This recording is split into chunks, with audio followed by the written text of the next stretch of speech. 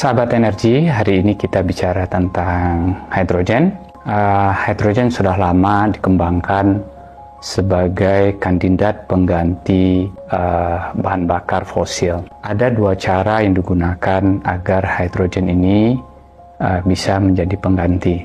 Yang pertama, hidrogen digunakan sebagai baterai, persis seperti baterai yang berbahan nikel, manganis atau kobalt atau baterai lithium.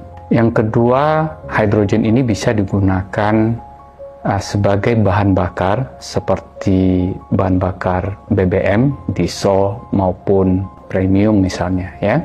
Jadi kalau hidrogen digunakan sebagai baterai, maka seperti yang sudah kita ketahui, persis seperti baterai yang berbahan bakar nikel dan lain-lainnya. Yang akan kita bahas hari ini adalah bagaimana hidrogen dimanfaatkan sebagai bahan bakar. Nah, untuk itu ada dua cara yang dilakukan. Pertama, hidrogen ini disimpan di tabung. Tapi kalau mau disimpan di tabung, tabungnya harus bertekanan sangat tinggi sekali. Jadi hidrogennya dikompres, ditekan sehingga volumenya mengecil. Tapi tekanannya sampai 10.000 psi. Bayangkan 10.000 psi itu kalau ban mobil kita itu punya tekanan hanya sekitar 35 psi. Sementara tabung hidrogen ini 10.000 psi, sangat tinggi sekali. Dan ini juga menjadi kekhawatiran semua pihak. Dengan tekanan seperti itu, apa yang kejadian kalau terjadi hal-hal yang tidak diinginkan, tabrakan misalnya. Yang kedua, hidrogen bisa dimanfaatkan sebagai bahan bakar dengan cara menyimpan hidrogen tersebut dalam bentuk liquid, dalam bentuk cair, tapi temperaturnya itu minus 253 degree Celcius, sangat dingin sekali.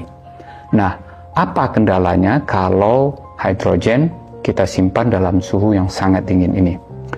Yang pertama, kalau dia dijadikan sebagai bahan bakar, tentu ada pompa yang mengalirkan atau yang mengambil hidrogen dari tangkinya yang bersuhu minus 253 degree ini ke blok mesin yang melakukan pembakaran. Nah, pompa yang terekspos dengan suhu yang rendah ini ada sealnya, kemudian seal ini biasanya tidak tahan kalau kena suhu minus 253 degree Celcius. Nah, dengan kadang-kadang dia kena suhu minus, kadang-kadang di atas dia akan kena suhu yang lebih tinggi, dan ini menjadi kendala tersendiri sehingga fuel pump atau pompa bahan bakar ini menjadi sangat rentan rusak sehingga dia harus diganti secara reguler. Yang kedua, kelemahan dari hidrogen kalau kita simpan dalam bentuk cair adalah dia kalau dibiarkan tidak terpakai, maka fase cair ini akan berubah menjadi fase gas dengan sendirinya. Nah, kalau dia berubah menjadi fase gas dan tabungnya tertutup, maka gas yang tersimpan di dalam tabung tersebut makin lama makin punya tekanan, sehingga dia harus dibuang atau di fan off keluar, sehingga gas tadi tidak menumpuk di dalam tangki. Nah, dalam sebuah penelitian BMW misalnya mencoba membiarkan hidrogen di dalam tabung, kemudian dirilis presurnya, maka dalam 10-12 hari hidrogen ini akan habis. Terbayangkan kalau kita punya mobil berbasis bahan hidrogen, kita pergi liburan, tinggal di garasi, tiba-tiba dalam waktu 10 atau 12 hari hidrogennya habis. Ini kelemahan yang kedua. Dari sisi jarak tempuh, dalam sebuah uji coba untuk kendaraan atau kendaraan Formula One, mobil balap Formula One yang ukuran tangkinya sekitar 150 liter.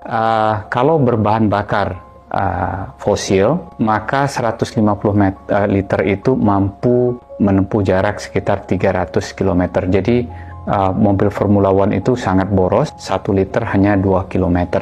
Nah, bagaimana kalau tangki yang sama 150 liter ini menggunakan hydrogen liquid atau cair? Ternyata jarak tempuhnya hanya sekitar 65 km. Jadi terbayang dengan tabung yang 150 liter, hidrogen hanya mampu menempuh jarak sekitar 65 km. Jadi ada 3 hal dalam hidrogen cair ini yang menjadi tantangan penggunaannya untuk bahan bakar. Yang pertama adalah masalah penyimpanannya yang minus 253 degree Celcius, jadi fuel pumpnya bermasalah. Yang kedua adalah boil of gas, dia kalau tidak terpakai akan menguap sendiri. Yang ketiga adalah jarak tempuhnya. Semoga kita semua bisa terpahami dengan tantangan penggunaan hidrogen cair untuk bahan bakar. Terima kasih.